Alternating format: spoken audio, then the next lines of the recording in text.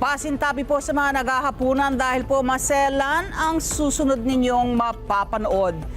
7 individual po ang brutal na nasawi dahil sa away ng 2 pamilya sa barangay Tuca Maror, Bongo Island, Parang, Maguindanao del Norte.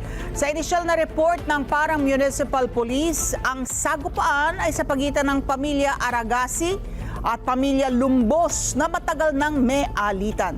Sinabi ni Police Major Blaine Lomaxe, hepe ng Parang PNP, ang nasabing sigalot ay karugtong ng bakbakan ng 2 angkan noong September 4, kung saan 4 kataong namatay. Gumanti ang pamilyang namatayan na nagresulta ng panibagong pagkasawi ng 7 individual. Lumalabas din sa investigasyon, 4 ay namatay sa bakbakan ng 2 pamilya habang ang 3 ay nasawi sa rumesponding puwersa ng gobyerno. Sinabi ng police official dahil pareho ng nalagasan ng mga pamilya, inaasahan na pansamantalang huhupa ang sitwasyon sa lugar. Maraming salamat sa inyo pong pagsubaybay sa Mata ng Agila Primetime.